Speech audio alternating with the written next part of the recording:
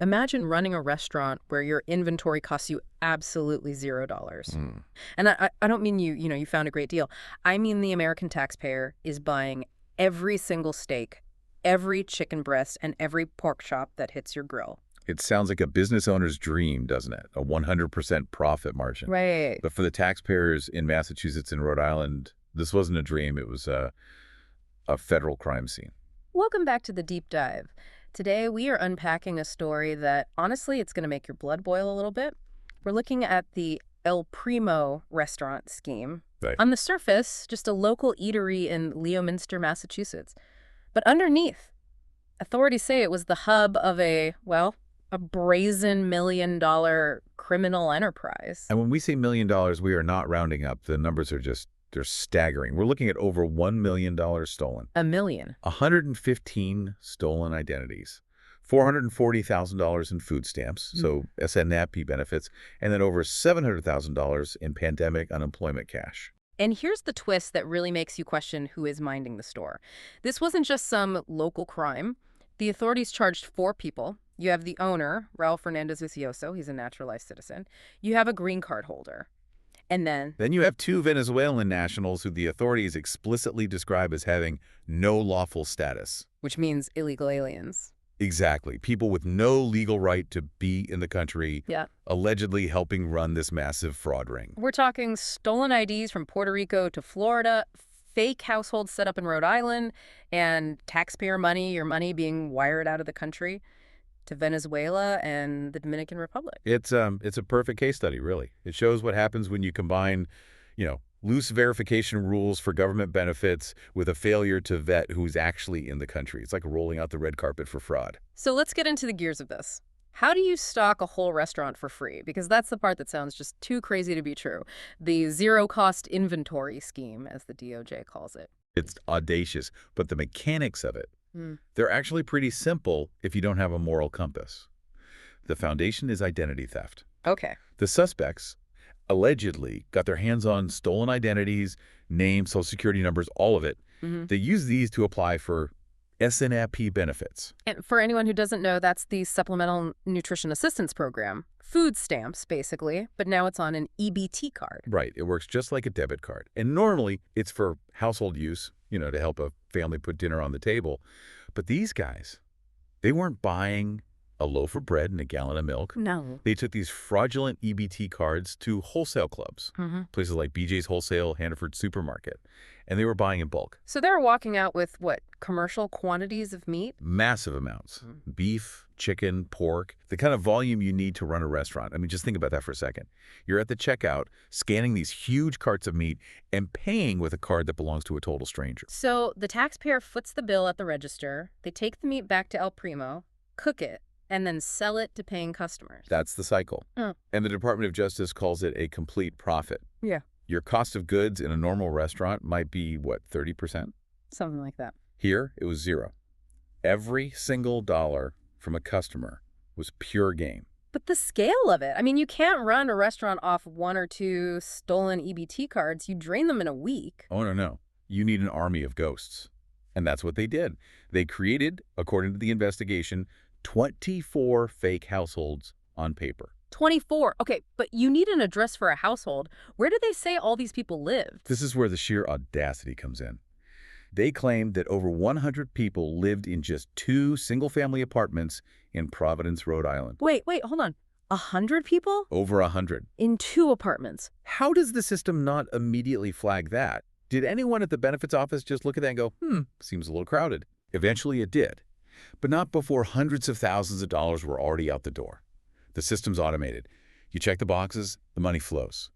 And remember, these weren't fake names.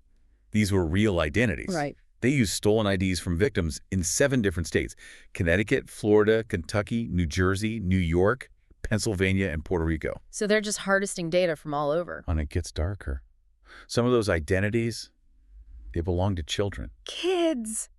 You're kidding me. 6 of the stolen identities belonged to kids. They were literally siphoning benefits meant to feed children to bankroll their business. It's just infuriating. But okay, there's more. Because free meat wasn't enough, They saw another pot of money just sitting there, didn't they? They did. They tapped into that massive pot of money from the Pandemic Unemployment Assistance, or PUA. The COVID relief money. We know that program was just rife with fraud, but how did they pull it off? This is where the fraud numbers really explode. They allegedly stole over $700,000 from that program. Yep. The tactic was similar, but with a broader reach. They filed unemployment claims in 6 different states: Massachusetts, New York, Pennsylvania, Ohio, Washington, and Nevada. So they're claiming to be unemployed workers in Nevada while running a restaurant in Massachusetts. Correct. And here's the detail that just shows how, I don't know, fearless they were, or maybe just how broken the system was. For the residential address on a lot of these applications, they just listed the restaurant. They listed El Primo. They put the restaurant down as their home address on a government form. They did. And the systems, in the rush to get money out during the pandemic, didn't catch it. About $276,000 went directly into bank accounts controlled by the restaurant and the owner. It's like they were almost daring someone to catch them. Here's my address, mail the check right here. Well, when you have online applications with almost no face-to-face verification, the risk feels pretty low to these criminal rings.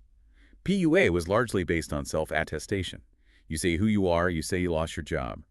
There was no real mechanism to check if you actually lived at a bistro in Leominster. I want to circle back to the who here. We touched on it, but I think it's important. Some of the sources we looked at, outlets like Breitbart and the Hyannis News, they are really zeroing in on the immigration status of these suspects. Right. And that's where the story, for them, becomes about vetting and asset recovery. Yeah. So let's look at the 4 main defendants. Okay.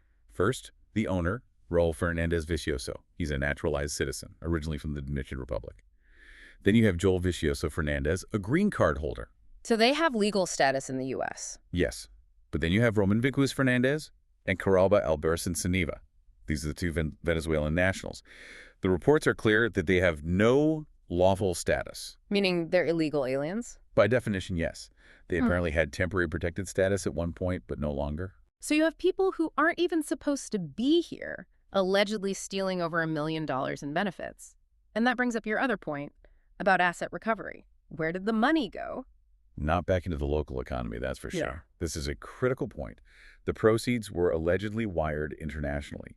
The DOJ explicitly says money was sent to Venezuela and the Dominican Republic. So taxpayer money is stolen from the U.S. Treasury, laundered through a restaurant, and then shipped overseas. It is literally leaving the U.S. economy. It creates a deficit on multiple levels. You lose the tax dollars, you lose the benefits for actual citizens, and then the cash itself is just gone.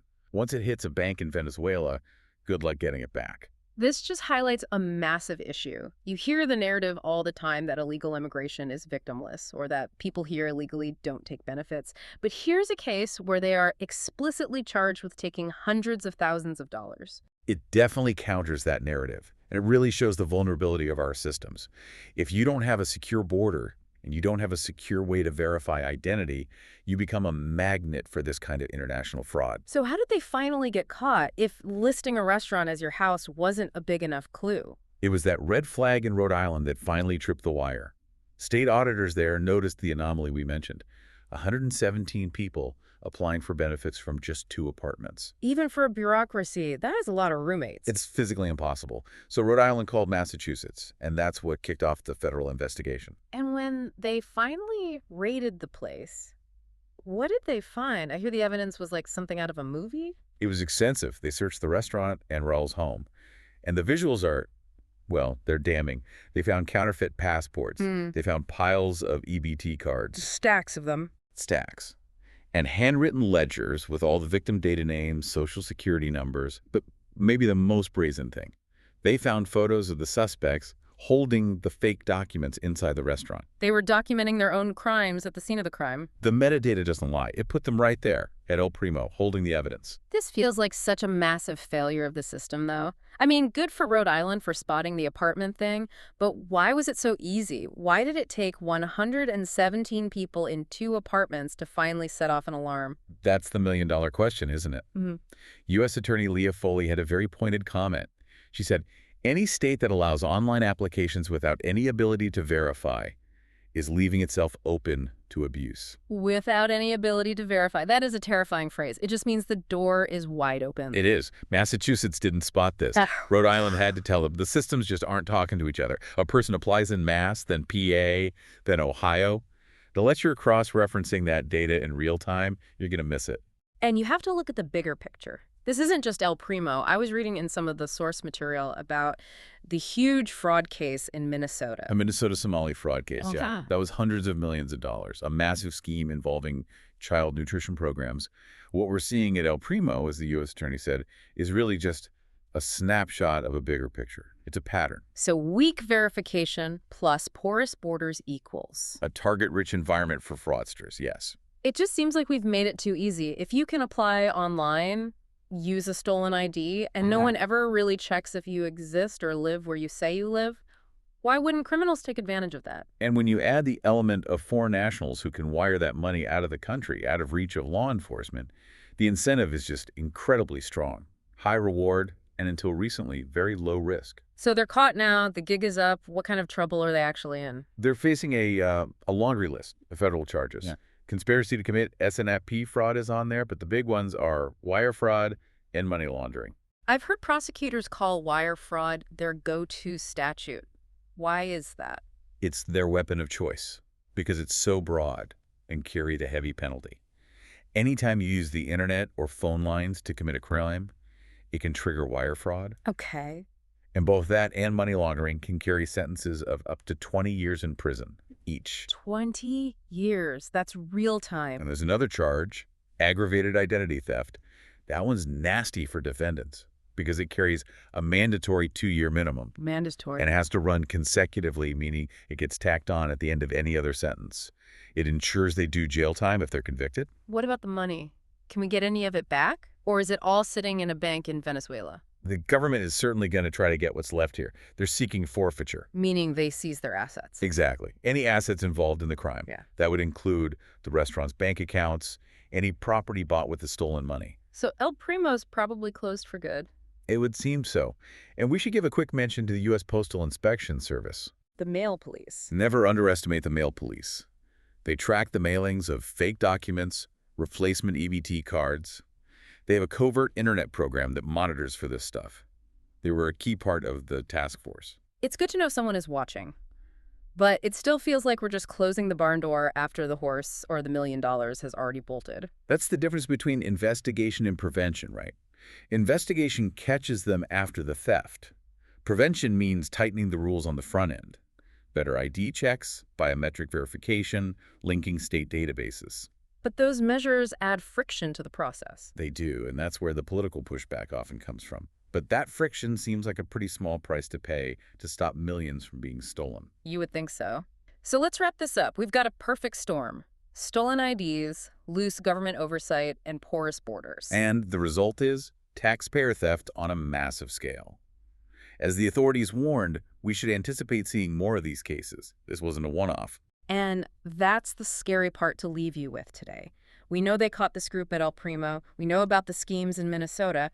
But you have to wonder, with online applications requiring almost no real proof and money flowing out of the country so easily, how many other restaurants are stocking their shelves with your tax dollars right now?